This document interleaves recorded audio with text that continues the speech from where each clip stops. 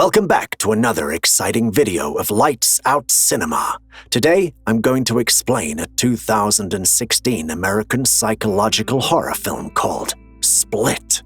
Three teenagers, Claire, Marcia, and outsider Casey, are kidnapped and held captive by Dennis, one of 23 personalities present in the mind of Kevin Wendell Crumb, a victim of childhood abuse diagnosed with dissociative identity disorder.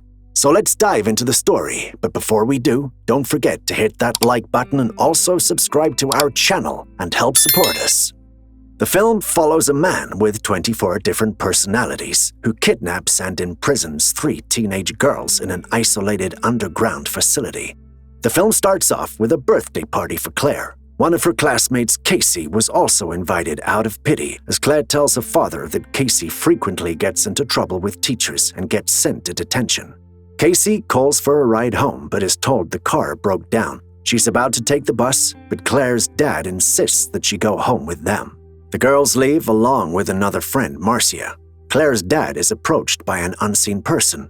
Moments later, the person, a man named Kevin, gets into the car.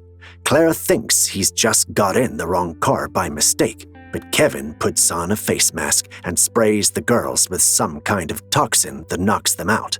Casey slowly attempts to open the door to get out, but Kevin gets her too.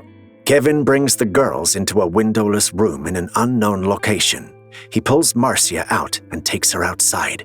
After a brief moment, Marcia runs back into the room after she pees herself. She tells the others that Kevin wanted her to dance for him. Claire says they need to fight back together to get out. Casey is calm and says they need to find out what they're there for before they make any sort of move. We see a flashback in which a 5-year-old Casey, here played by Izzy Lee Coffey, is with her father and her Uncle John. They're both hunters and they teach Casey how to hunt. Uncle John talks about hunting a deer, but he's distracted by the buck. A therapist, Dr. Karen Fletcher, is watching a news report on the three missing girls and how Claire's father woke up to find the girls and his car gone. Karen then receives an email from someone named Barry, saying they need to speak to him and it's urgent. Barry is really one of Kevin's multiple personalities. This alter ego is a sketch artist with a heavy Boston accent. He meets with Karen regularly in this persona. The girls continue to try to find a way out. They look through a crack in the door and see what appears to be a woman talking to their captor. Claire and Marcia call to the woman for help.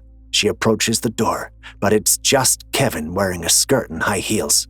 This alter ego is known as Patricia, a polite British woman. Patricia assures the girls that their captain knows why they are there and that he's not allowed to touch them. Karen is in conference via Skype in which she discusses her patients, most of whom are suffering from DID, dissociative identity disorder, including Kevin. Karen talks about how some identities have capabilities that the other identities may not possess, as well as the way she can sense who has come to the light. In other words, which alter ego is in control. She adds that people with DID can change their body chemistry with their thoughts. The girls meet another identity, Hedwig, who has the mannerisms of a 9-year-old boy.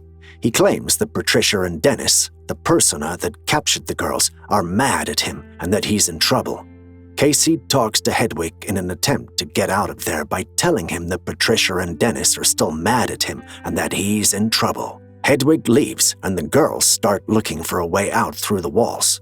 Claire finds a hollow spot in the ceiling and starts breaking off the plaster. Hedwig starts to come back, but Casey and Marcia hold the door back as Claire tries climbing out.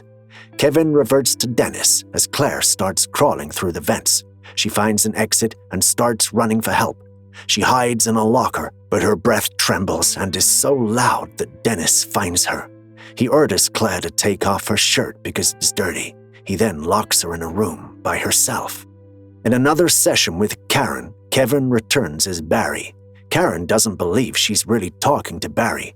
She's noticed certain characteristics that Barry is displaying normally seen with other alter egos like Dennis, such as OCD. Barry insists that he's gotten better. Karen mentions that Kevin has 23 distinct identities. Kevin then becomes Dennis as Karen mentions a 24th identity, the Beast, whom Dennis says is indeed real. Patricia brings Casey and Marcia out for some food. Marcia is forced to remove her skirt, and Casey takes off her flannel shirt. Patricia brings the girls into a dining room and starts to make another sandwich. He becomes upset when he accidentally cuts the sandwich crookedly, so he starts making another one. Marcia seizes the opportunity to take a chair and strike Patricia in the back with it. She runs out for help, and Casey tries to run too, but Patricia catches her and orders her to go back to her room. Marcia is eventually caught as well and is locked in a room by herself. Karen and her assistant Jai review security footage of outside the building. A trash bin is knocked over with garbage spilled everywhere. One couple walk around it, but Dennis walks right through it, which is something Karen believes is deliberate. Hedwig talks to Casey playfully. He asks to kiss her, and she allows him to, though it's awkward. Hedwig mentions his music collection and how he likes to dance to some Kanye West. Casey asks him to show her his room and his music collection. He takes her there, and she mentions a window that's next to his music. It's just a drawing of a closed window over another drawing of an open window. Hedwig starts to realize that Casey is trying to escape. She becomes frightened and attempts to placate him. He pulls out a walkie-talkie, which Casey uses to start calling for help while fighting off Hedwig. Hedwig subdues Casey and takes the walkie-talkie back. We see another flashback with little Casey on a hunting trip. With her dad not around, Uncle John starts wanting to play. He strips down to his underwear and tells Casey to take off her clothes because animals don't wear clothes. Later, John emerges from behind a rock and sees Casey holding a rifle at him. He manages to take it back from her so that she doesn't pull the trigger. Claire and Marcia attempt to escape using a wire to unlock the door from outside Marcia's room. They are unsuccessful. Karen goes to Kevin's home and is greeted by Dennis. He invites her inside, and they continue to discuss the Beast as well as the Horde, which is the name given for the major identities that control Kevin: Dennis, Barry, Patricia, and Hedwig.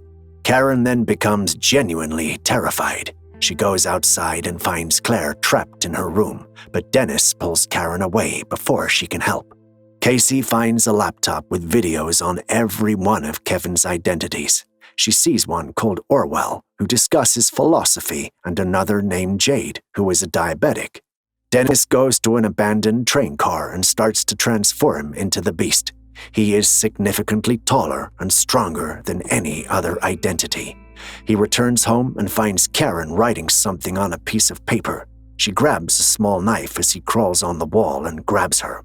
Karen starts trying to stab him, but the knife breaks. The Beast then squeezes Karen until her spine snaps, and she dies. Casey gets out and tries to find the other girls. She finds Marcia dead with her stomach having been ripped open. Casey then finds Claire alive, but she gets dragged as the Beast starts attacking her. Casey finds the paper that Karen wrote on. It says, "Say his name, Kevin Wendell Crumb." The Beast finds Casey, but she repeatedly shouts his name, making him revert to normal. We briefly see a flashback of Kevin's mother yelling at him as a child by saying his full name and telling him he's made a mess. Present-day Kevin has no memory of what he's done as Casey tells him he's killed Karen, Claire, and Marcia. He tells Casey there's a gun in one of the cabinets and that she must kill him. The major identities start to take control all at once. Casey runs as the Beast starts to come back. Casey finds some shells and loads them into the gun. The Beast starts crawling up on the ceiling and starts taking out the lights, leaving Casey with no sight to shoot at him. The Beast attacks Casey, ripping her shirt and biting her leg, but she gets away. She closes herself in a cage and loads the gun with more shells. The Beast starts bending the bars to get in, but he then notices multiple scars on Casey's body. Another flashback shows little Casey after her father's funeral and John telling her he will be her new guardian. The Beast then proclaims that Casey is pure-hearted, and he leaves her alone. Not long after, a man goes downstairs and finds Casey. He carries her outside to safety. She looks around on the outside and sees many animals in an enclosure. Medics arrive and take Casey in. Kevin is somewhere by himself, with the Horde controlling him completely now. Patricia says that the beast will protect them now. The last scene is in a diner where people are watching a news report on what Kevin did. The anchorwoman mentions how the beast's identity displays characteristics of the animals in the enclosure where he worked. A patron mentions that the case is similar to a man in a wheelchair from 15 years earlier. When she can't remember his name, someone next to her replies, "Mr. Glass." We see that it is David Dunn, Bruce Willis, his character from Unbreakable, in a surprise cameo. Fade out. We hope you enjoyed today's video. If you did, then smash that like button and comment below. Thank you for watching.